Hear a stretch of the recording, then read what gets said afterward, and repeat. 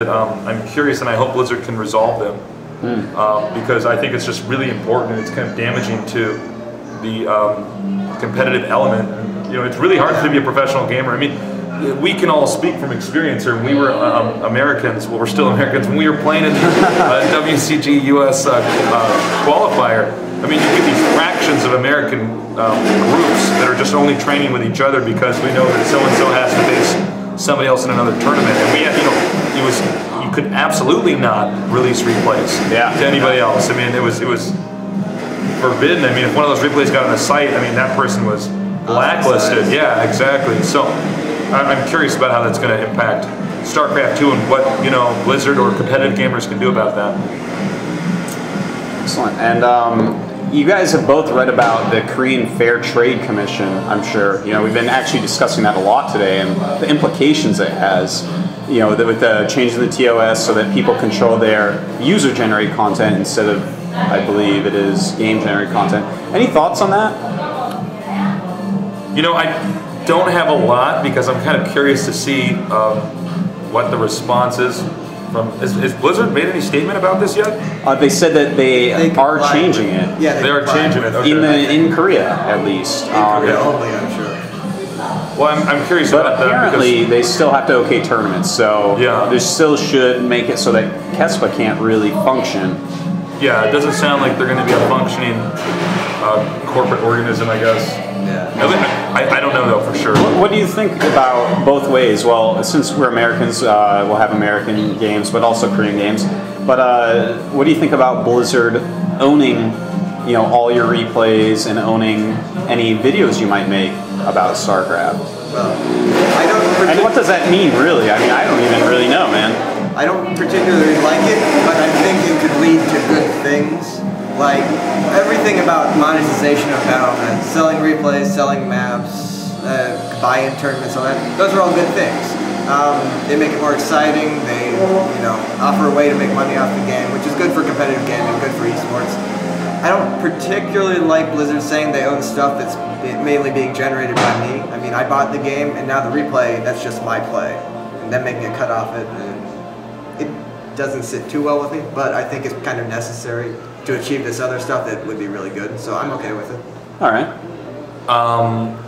In my opinion, I think it's actually good that Blizzard is making it possible to if you make a map, like let's say you're the guy that makes the next like Dota, right? Like Dota is just a modified version of Warcraft 3, right?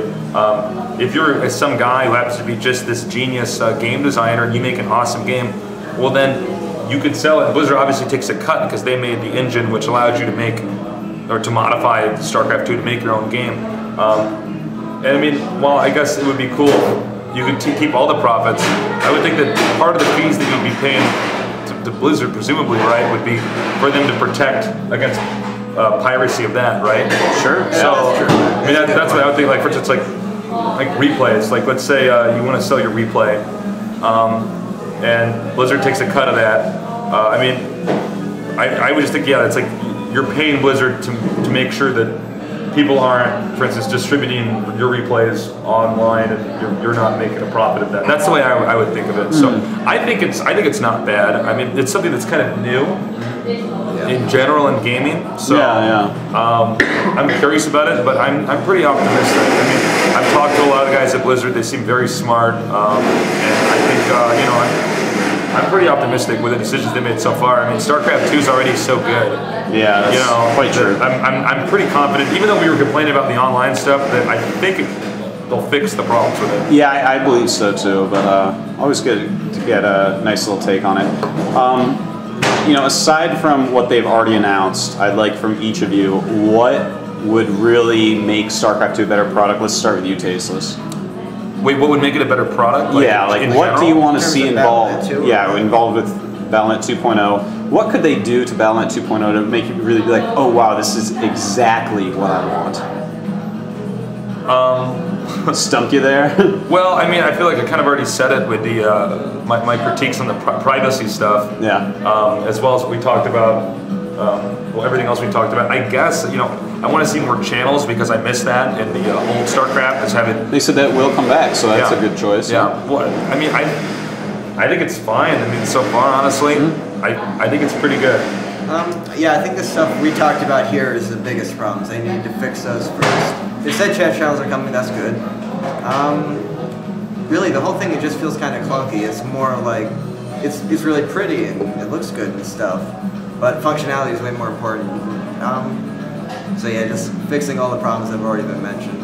I don't think there's anything else that we need to talk about. Yeah, I mean, the game itself, StarCraft 2, Yeah, it's, StarCraft 2 it's actually really good. Yeah. I mean, the balance changes have been really good.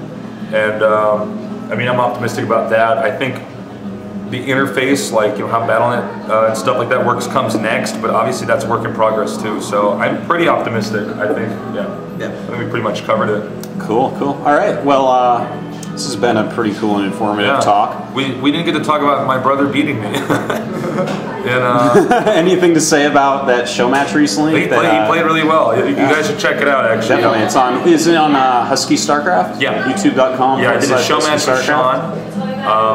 Day 9, that is. His brother. If you didn't know the results, don't listen to that last thing I just said. Spoiler alert. There. Yeah, he played really well. I think you should definitely check out the Terran versus Protoss. I heard it was quite epic. I haven't seen that one yet. It was a good game. I think it was a lot of fun. So check that out. I think I tried to do too much Harlem Globetrotter stuff instead of playing standard. I tried to float to a gold base. Oh no, you tried that? Well, he spotted it like right away, like before I think my depot was even done. So I'm like, oh, okay. But yeah, I mean, there's some cool strategies in there, so check that out. And I think Sean and me will try to do another show match in the future because I'm still interested in doing a lot of competitive stuff. So, yeah. So practicing a lot. But congratulations to Sean, he played well. Excellent. All right. Any closing words, Tasteless? Well, since we're talking about Sean, check out Sean on Day 9 TV. Yeah. He's great, very educational stuff. And in the future, he's going to continue to focus on educating people about StarCraft. I'm definitely still focused and committed to doing a commentary of the biggest and best competitive tournaments. And add me on Twitter. I'm Call Me Tasteless. And what's yours, Twitter, Greg? It's IdrA. Spell it. IdrAjit. That's right. If you want to see someone tweet, every couple minutes, LOL, back to playing, 12 hours practice, sleep time. Go play more StarCraft. Yeah. Go play more StarCraft. I think, and add Artosis on Twitter as well. Of course, thank you. Yeah, and also, we are still working on getting new shirts and stuff like that on thehandsomernerd.com. So excellent site. Revamping the site. We made nerd shirts for you guys, so please check that out. All right, sounds perfect. Thank you guys for your thoughts. Thank you. Thank you.